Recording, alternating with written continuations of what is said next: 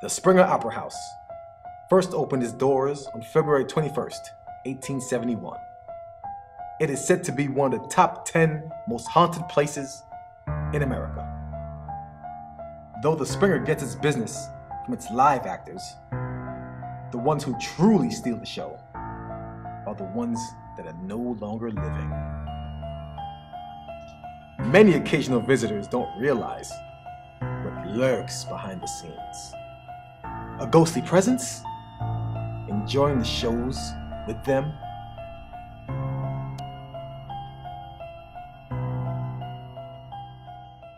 I have lots of experience, lots of stories have been told to me, but also many of us here have had actual experiences. The big event really for me was in 1993, we had produced a big production of Sweeney Todd. This was about 3 o'clock, 3:30 in the morning when we finally left. At 7 a.m., I got a telephone call from the general manager down here who asked me if I had a key to the tool room in the scene shop. There was a rental going on that day and they needed a tool in here.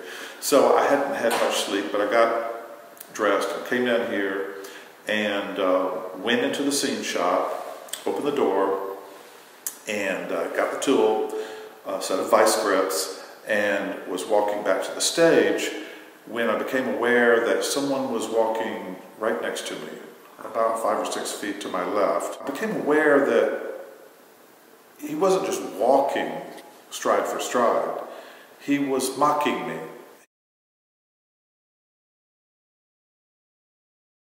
I went out and handed the general manager the tool and said, "I just saw a ghost." And she said, "Sure you did. Go back to bed." After that experience, I started listening more closely to other people's experiences and then going back and talking to some of the older people who had been around here for a long, long time and asked them, "Now, you told me a ghost story one time. Would you tell me what happened to you?" And I began writing them down and collecting them over the years. And in 2003, I published a book called The Springer Ghost Book, which is a collection of all of those Springer ghost stories.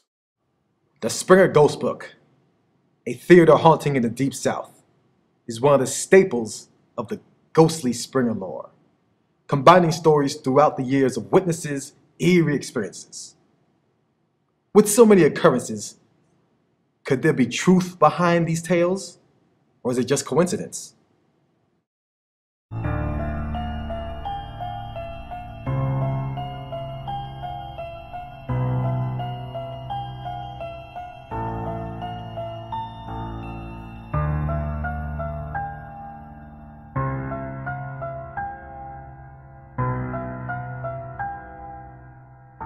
Whenever I'm in the building, whether it's nighttime or bright daylight, if I'm in the building all by myself, then I'm hearing things or things are happening that I can't explain.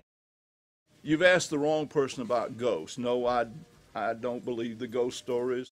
Your imagination will run wild. So, if you want to believe it's a ghost, fine. In 2003, Jason Rennis of WTVM News Leader 9, joined by a paranormal investigation team, spent the night at the Springer Opera House. Among many results, they captured an orb of light, which are associated with paranormal activity. I mean, we still get a lot of people who call. I used to work upstairs on the 3rd floor. We get a lot of people, not necessarily from, those big TV shows that, they did before for the Travel Channel, but just all these smaller groups. This was an open-air market, and she ran inside on this very marble, and the horse followed her or chased her, whatever, reared up. The owner shot the horse. He died right here on this spot. The little girl later died, and for whatever her little reasons are, maybe she loved the Springer like we do, she came back to haunt the Springer, a very friendly little girl. There's a little girl that they've seen in the costume shop here, and she was sorting buttons. Just people see her.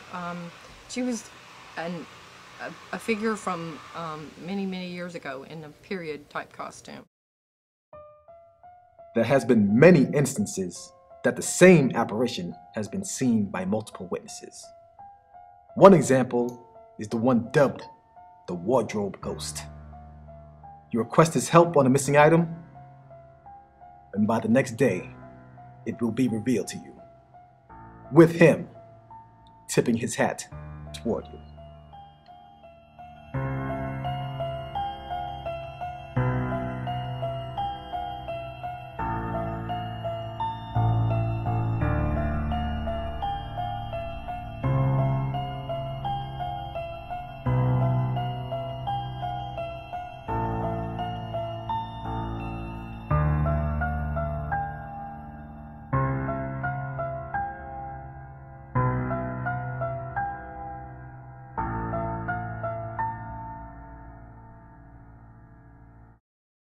The loft on the 3rd floor, and then specifically one of the dressing rooms on the 2nd floor. There's a lot of stuff that goes on up there.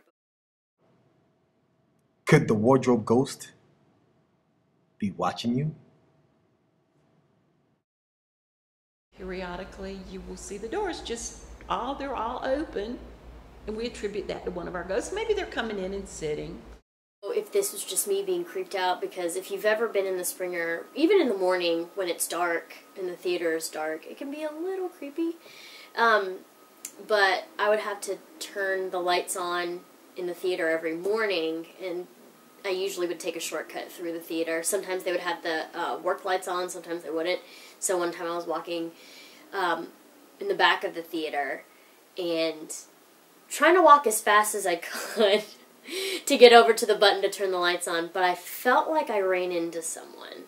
I think that's my only personal, I guess, experience. I don't know if it was just me thinking about it in my head, but I remember holding my hand out and saying, I'm sorry, because I felt like I ran into someone, but I didn't know. And then I turned the lights on and I ran away. But yes, I know a bunch of people who have either had an experience, specifically Donna, who is our props mistress. She was our costume shop foreman and designer before. So working upstairs in the costume shop and in the costume loft on the 3rd floor.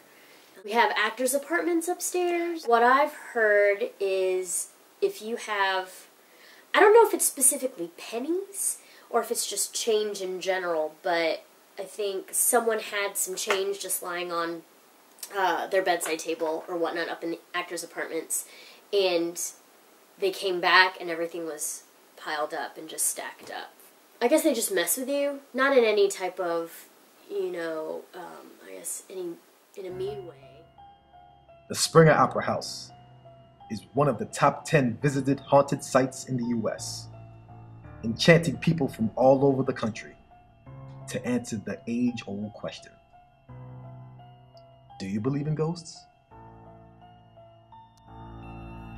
We've had, we've been here since 1871, so we've had lots of people come through these doors, and lots of people that have a really strong connection to this theater, and whether that's, back in the day or people now have a really strong tie to the theater.